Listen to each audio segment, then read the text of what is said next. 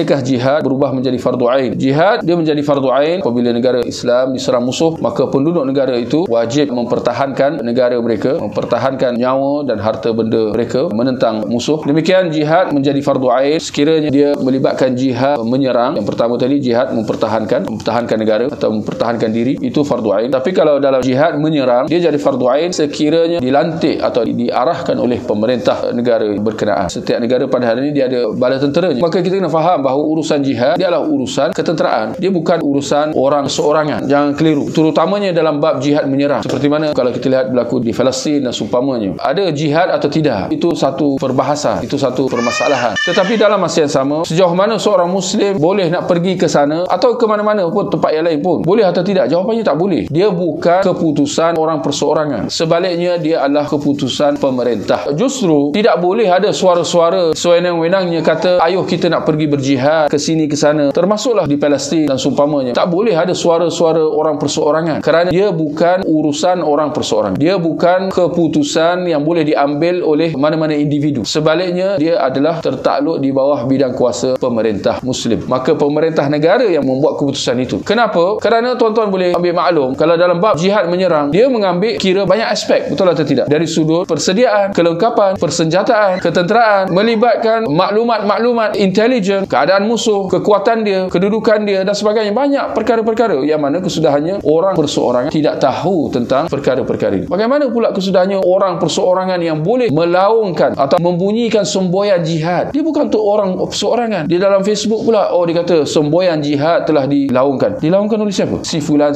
Abu bin Labi. Bukan begitu semboyan jihad dibunyikan. Semboyan jihad terletak di tangan pemerintah Muslim. Hanya dia sahaja yang boleh membunyikan semboyan jihad tersebut. Orang perseorangan yang tak tahu tentang cara penggunaan senjata, strategi perang dan sebagainya, mana mungkin orang perseorangan boleh memikul tanggungjawab ini? Maka jelas umat Islam akan berada dalam keadaan caca marba. Sini kata jihad, sana kata jihad. Di mana kesatuannya, di mana persediaannya, di mana kelengkapannya, di mana persenjataannya. Pada hari ini kita lihat duka citanya, musuh Islam dia berada dalam keadaan yang kuat dengan ketenteraan, persenjataan dan kemampuan yang kuat, yang cukup luar biasa. Kita kena akui tersebut. Jangan pula kita kata tidak, kita ada senjata yang paling ampuh. Apa senjata dia? Tawakal. Itu bukan apa yang digariskan oleh syariat. Syariat mengatakan wa'iddu mastata'tum min quwwah. Kita disuruh supaya mempersiapkan segala kekuatan. Sedangkan kalau kita lihat dari sudut kekuatan, jelas umat Islam berada pada kedudukan yang tidak bersiap sedia dari segi persenjataan, ketenteraan, tidak berada pada kedudukan yang bersedia. Kita kena akui perkara tersebut. Jangan sampai semangat, emosi mendahului akal dan rasional kita. Kerana jika tidak, buruk padahnya. Sedangkan ada pepatah Arab mengatakan man istajala syai' qabla awani uqiba bihirmani. Barang siapa yang terburu-buru untuk nak mencapai sesuatu sebelum tiba masanya, yang dalam keadaan dia tak bersedia lagi, maka kesudahannya dia akan terhalang daripada mencapai matlamat tersebut. Dia akan terhalang sama sekali daripada kita nak mencapai kejayaan. Kesudahannya kita akan jatuh ke dalam kebinasaan dan kegagalan.